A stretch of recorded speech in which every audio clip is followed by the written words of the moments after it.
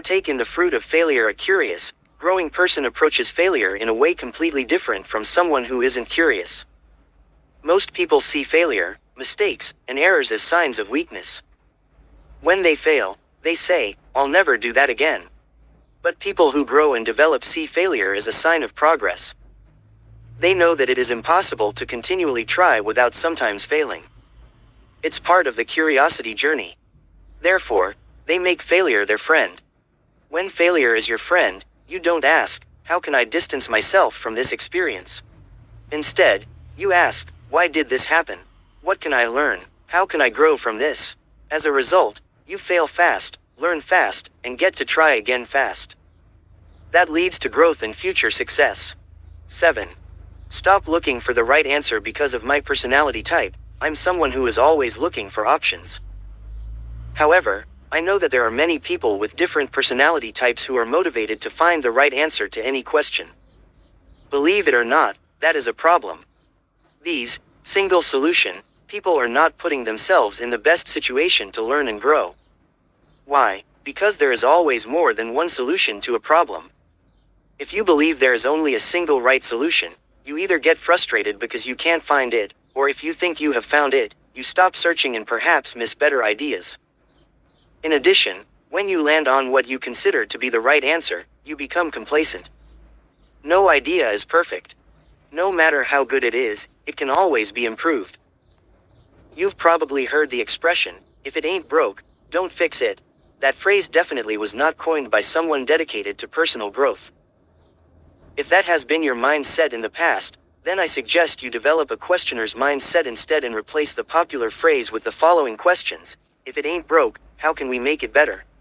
If it ain't broke, when is it likely to break in the future? If it ain't broke, how long will it serve as the world changes? People with curiosity keep asking questions, and as a result, they keep learning. Several years ago, I sold my company so I could focus my energy and spend more time writing and speaking. But after a while, I became frustrated. I could see that the resources I had developed over many years to help others grow, develop, and learn leadership weren't reaching people the way I thought they could. So in 2011, I bought them back and started the John Maxwell Company so I could direct that process again. I am so excited because I love my team. It's small, fast, focused, and highly talented. I've put everything in their hands and turned them loose to make things happen. And I've told them that I want them to come to work every morning convinced that there is a better way of doing everything they do, determined to find out who can help them learn to do it, and ready to make things better than they've ever been. And they're doing it. Roger Von Esch, author of A Whack on the Side of the Head, says, "Almost every advance in art, cooking, medicine, agriculture, engineering, marketing, politics, education, and design has occurred when someone challenged the rules and tried another approach. 2. If you want to avoid growing too comfortable and becoming stagnant, then keep asking questions and challenging the process. Keep asking if there is a better way to do things. Will that annoy complacent and lazy people? Yes. Will it energize, challenge, and inspire growing people? Yes. Almost every advance in art, cooking, medicine, agriculture, engineering, marketing, politics, education, and design has occurred when someone challenged the rules and tried another approach." Roger Von Esch. 8. Get over yourself. If you're going to ask questions and allow yourself to fail, then you will at times look foolish. Most people don't like that. Do you know what my response is? Get over yourself. As Roger Von Esch says, if we never tried anything that might make us look ridiculous, we'd still be in caves. Instead, we need to be more like children. The thing I love about young children is that they just ask.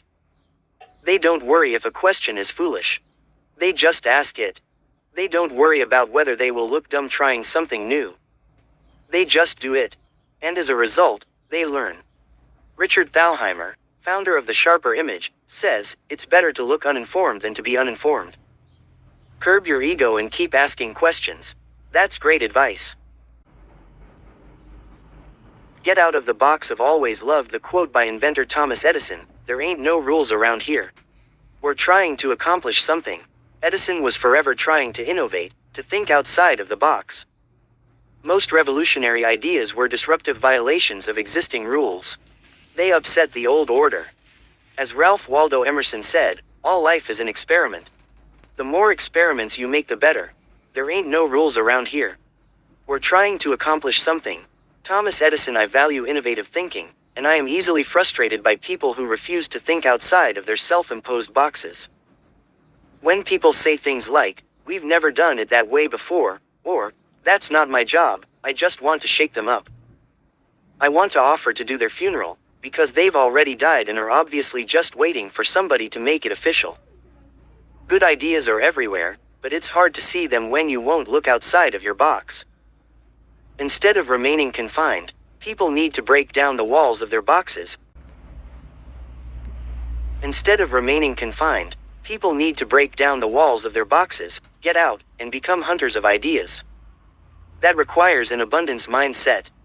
Unfortunately, most in-the-box thinkers possess a scarcity mindset. They don't think there are many resources to go around. They believe they can't. Author Brian Klemmer says, one of the keys to abundance is having a solution-oriented mindset. The average person thinks of himself as positive, but he's not solution-oriented. In other words, most people live inside the box instead of outside of it. They live with their limitations. Klemmer observes, when average people ask themselves, "Can I do this?" they base it on the circumstances they see. An abundant thinker asks different questions. An abundant thinker asks, "How can I?" This simple twist of semantics changes everything. It forces your mind to create a solution. Point 3. The best way to make a sluggish mind active is to disturb its routine. Getting outside the box does that for a person. 10. Enjoy your life. Perhaps the greatest way to remain curious and keep growing is to enjoy life. Tom Peters, author of In Search of Excellence, observed, "The race will go to the curious, the slightly mad, and those with an unsatiated passion for learning and daredevil try. I believe it honors God when we enjoy life and live it well."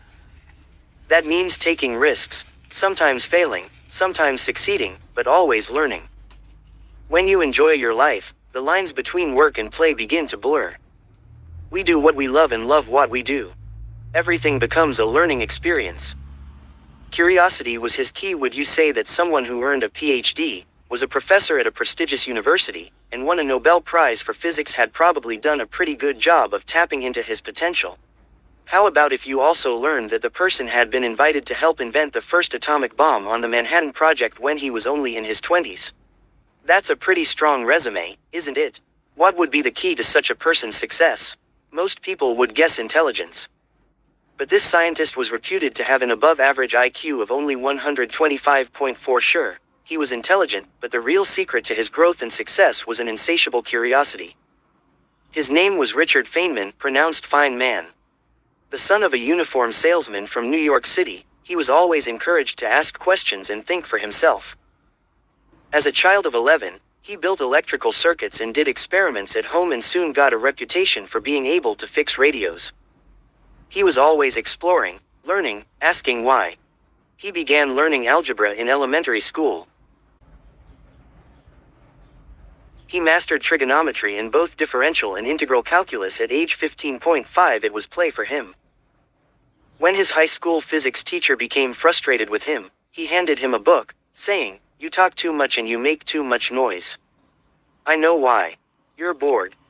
Study this book, and when you know everything that's in this book, you can talk again." It was an advanced calculus book from a course for college seniors. Feynman devoured it. It became another tool in his toolbox for learning about the world. He had a lifelong love for solving puzzles and breaking codes. When he was in high school, his classmates knew this and threw at him every kind of puzzle, equation, geometry problem, or brainteaser that they could find. He solved them all. 7. His curiosity knew no bounds. Feynman's desire to know why drove him to study anything and everything. He wasn't interested only in physics or mathematics. Any idea could spark his interest. For example, when he studied physics as an undergraduate student at MIT, he took a summer job as a chemist. When he was at Princeton studying for his PhD, he would eat lunch with grade 8 students from other disciplines so he could learn what questions they were asking and what problems they were trying to solve. Because of that, he ended up taking PhD-level courses in philosophy and biology. That curiosity continued his entire life.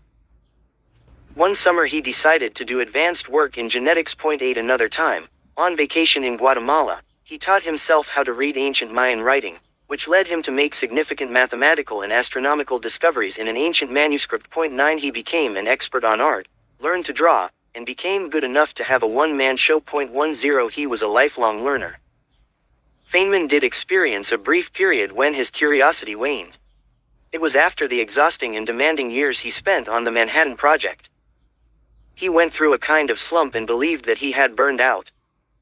He lost the will to explore. But then he figured out what the problem was. Feynman wrote, "I used to enjoy doing physics. Why did I enjoy it? I used to play with it. It didn't have to do with whether it was important for the development of nuclear physics, but whether it was interesting and amusing or fun to play with. When I was in high school, I'd see water running out of a faucet growing narrower, and wonder if I could figure out what determines that curve. I found it was rather easy to do. I didn't have to do it. It wasn't important for the future of science, somebody else had already done it. That didn't make any difference. I'd invent things and play with things for my own entertainment.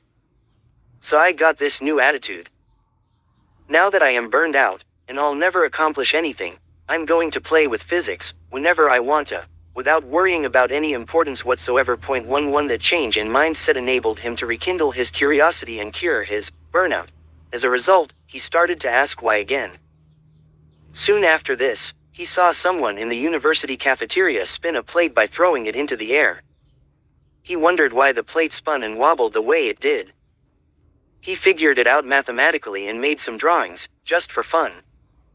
The diagrams and math he did while doing what he called fiddling around with the wobbling plate, or what led to his receiving the Nobel Prize for Physics. 12 So he did end up doing things that were important to science.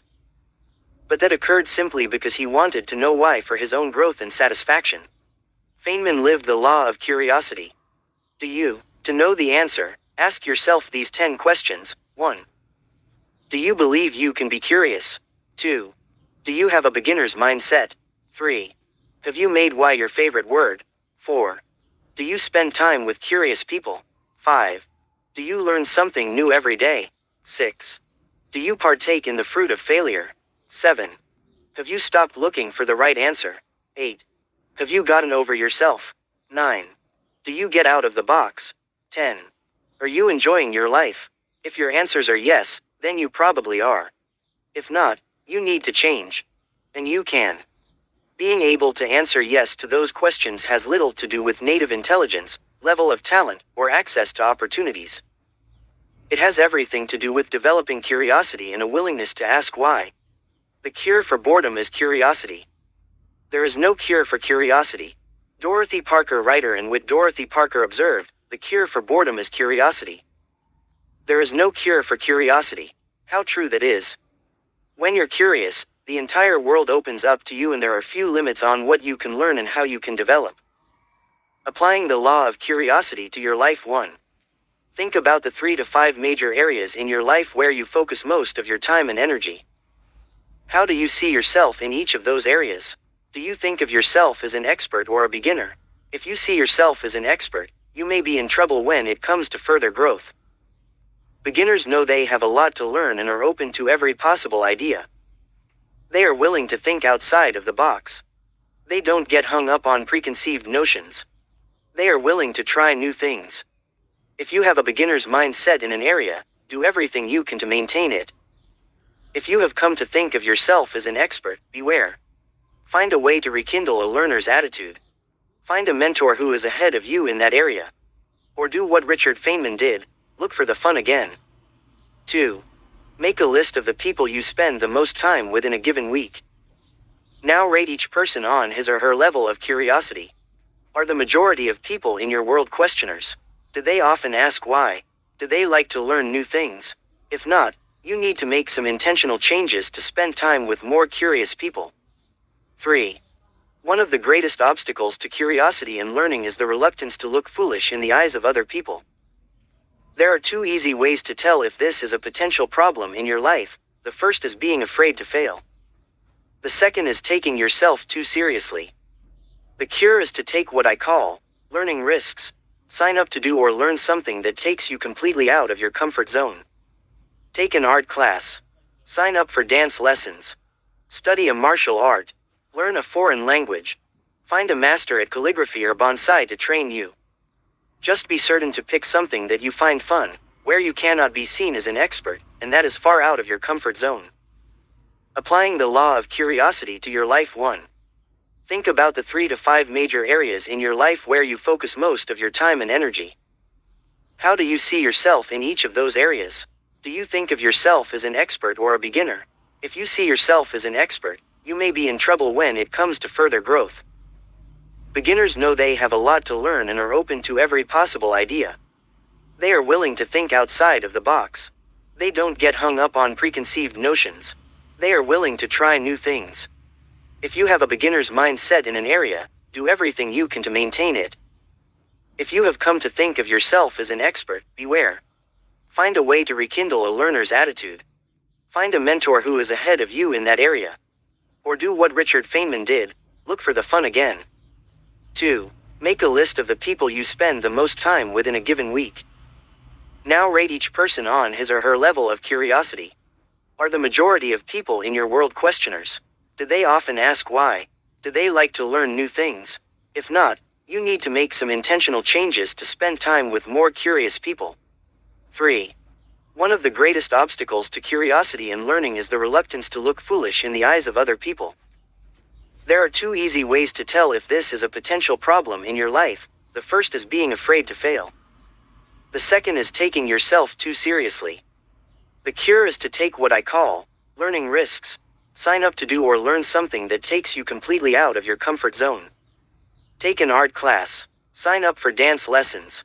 Study a martial art. Learn a foreign language. Find a master at calligraphy or bonsai to train you. Just be certain to pick something that you find fun, where you cannot be seen as an expert, and that is far out of your comfort zone.